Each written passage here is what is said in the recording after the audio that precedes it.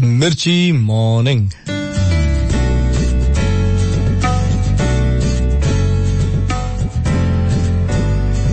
તમે ક્યારેક ને ક્યારેક તો કોઈ એવા માણસને જોયો જ હશે જેને ખૂબ સફળતા મળી હોય, ખૂબ બધા અવોર્ડ્સ મળ્યા હોય, સમાજમાં એની પ્રતિષ્ઠા હોય, લોકો એને સન્માનની નજરે જોતા હોય અને છતાંય અંદરથી એ બહુ ખુશ ના હોય. એટલે આમ બધું જ મળ્યું હોય તે છતાં અંદરથી કંઈક ખાલીપો હોય. તો એ ખાલીપાનું કારણ શું? કારણ બીજું કંઈ નહીં. આ ભાઈનું ટાર્ગેટ હતું પર્વતની ટોચ ઉપર પહોંચવાનું. ત્યાં તો એ પહોંચી ગયા, પણ પછી ક્યારેક તો નીચે ઉતરવું પડે ને. પર્વતની ટોચ એ તો બહુ સાંકડી જગ્યા છે. ત્યાં ને ત્યાં ટકી રહેવાનો પ્રયત્ન કરો તો ક્યારેક ને ક્યારેક તો કોઈ આવીને ધક્કો મારવાનું જ છે. કારણ કે પર્વતની ટોચ પર પહોંચવાનો પ્રયત્ન તમે એકલા જ કર્યો એવું થોડું છે. બીજા લોકો પણ સાથે ટોચ ઉપર પહોંચવા માટે પ્રયત્ન કરતા હોય, બીજાને પણ ટોપ પર પહોંચવાની તાલાવેલી હોય. પણ મોટાભાગના લોકો અફસોસ કરતા હોય કે અરે મારી ટોપ પોઝિશન પડાવી લેવા માટે કેટલા બધા લોકો તત્પર છે. તત્પર છે કારણ કે બીજા બધાને પણ ઊંચું લક્ષ્યાંક છે, એમને પણ ટોપ ઉપર પહોંચવું છે. અને મોટાભાગના લોકો ત્યાં જઈને બેસી નથી રહેતા.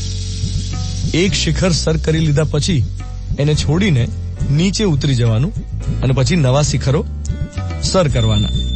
કારણ કે જૂનું જાય તો નવું આવે. એક બહુ જ સફળ एक्टर એમ કહ્યું હતું कि अब तक कितने सारे इंसान माउंट एवरेस्ट की चोटी पर गए, वहां पर कोई ठहरा? एवरेस्ट जाके हर किसी को वापस आना पड़ता है.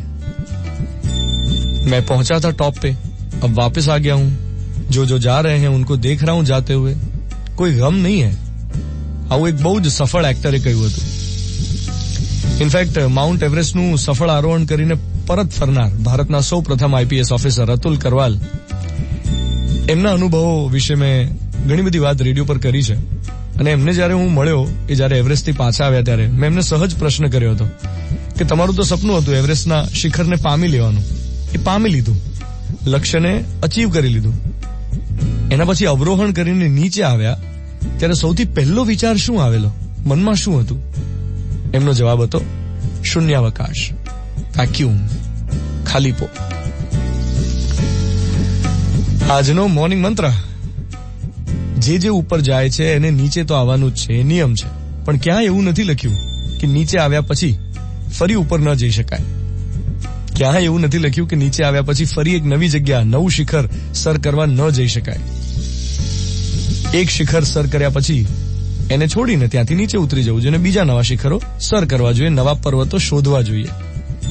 નાનપણમાં આપણે રમતા રમતા પેલું બોલતા હતા ને સ્લોગન, નવી ગોળી નવો દાવ, નવી ગોળી નવો દાવ.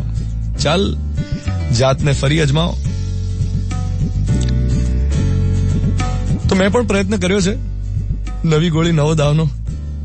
અને આજે મહત્વપૂર્ણ દિવસ છે, 28 જુલાઈ.